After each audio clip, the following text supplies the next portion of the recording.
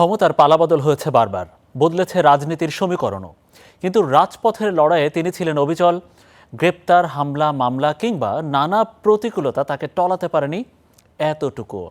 ছাত্র রাজনীতির মঞ্চ থেকে রাজনীতির দীর্ঘ পথ পাড়ি দেয়া সেই রুহুল কবির রিজভী হলেন বিএনপির ভারপ্রাপ্ত মহাসচিব। বললেন, নতুন দায়িত্ব তাকে আনন্দের পাশাপাশি সামনে চ্যালেঞ্জও এনেছে। বিস্তারিত জানাচ্ছেন আমাদের সহকর্মী এনামুল হক। 90-এর স্বৈরাচার বিরোধী আন্দোলনের উত্তাল সময়, রাজপথে সক্রিয় ছাত্রনেতা রুহুল কবির রিজভী। রাজশাহী বিশ্ববিদ্যালয় কেন্দ্রিক ছাত্র রাজনীতিতে নেতৃত্ব দেওয়ায় সে সময় থেকেই রাজনীতিতে তৈরি হয় তার পরিচিতি। সময়ের সঙ্গে ছাত্রনেতা থেকে পরিণত হন বিএনপির অন্যতম সক্রিয় রাজপথের নেতায়। বিশেষ করে গত এক যুগের বেশি সময় ধরে দলীয় আন্দোলন সংগ্রামে সামনে থেকেই নেতৃত্ব দিয়েছেন তিনি।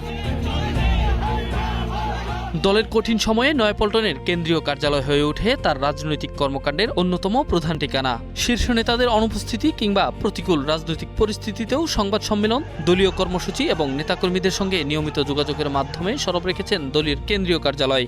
সিনিয়র যুগ্ম মহাসচিব হিসাবে দায়িত্ব পালন করে এসেছি প্রায় 10-11 বছর। তো আশা করি যে তৃণমূলের নেতাকর্মী যারা রয়েছেন তাদের সাথে তো অনেক আগে থেকেই আমার যোগাযোগ রয়েছে। সাংগঠনিক তৎপরতার সাথে সবসময় যুক্ত ছিলাম। রাজপথের এই ভূমিকার মধ্য দিয়ে তৃণমূলের নেতাকর্মীদের কাছে তৈরি হয় তার আলাদা গ্রহণযোগ্যতা।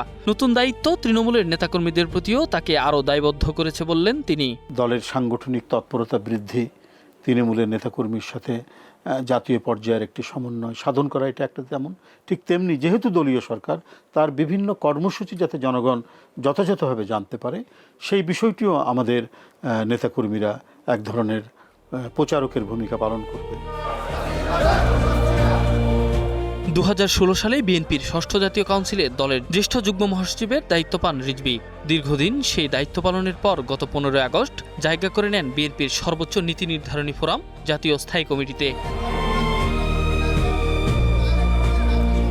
আর মাত্র 5 দিনের ব্যবধানেই আসে আরও বড় দায়িত্ব। 20 আগস্ট দলের মহাসচিব মির্জা ফখরুল রাষ্ট্রপতি নির্বাচিত হলে রুহুল কবির রিজভীকে দলের ভারপ্রাপ্ত মহাসচিব করা হয়। ব্যক্তিগত জীবনে প্রচার বিমুখ ও সাদাসিধে জীবনযাপনের জন্য পরিচিতি রিজভীর রাজনৈতিক পরিচয়ের সঙ্গে জড়িয়ে আছে দীর্ঘ সংগ্রাম ও ত্যাগের গল্প। পার্টির সামনে তো একেবারে চারিদিকে গোয়েন্দা পুলিশ অবরুদ্ধ করে আছে ওই সময় থেকেই। তারপরে যাই হোক, গাড়িতে ওঠার সাথে ওরা আর বুঝতে পারিনি, আমি ওরই মধ্যে চলে যাই। আমি লা মেরিডিয়ানের পিছনে বা নানা দিক থেকে চেষ্টা করছি যে ঢোকা যায় কিভাবে, কিন্তু চারিদিকেই দেখি একবার ব্যারিকেড। তো আমি মনে করলাম যে একটু করব, কি বলে যে চট করে মেইন গেটের সামনে দাঁড়িয়ে আমি দৌড়ে ভিতরে ঢুকবো।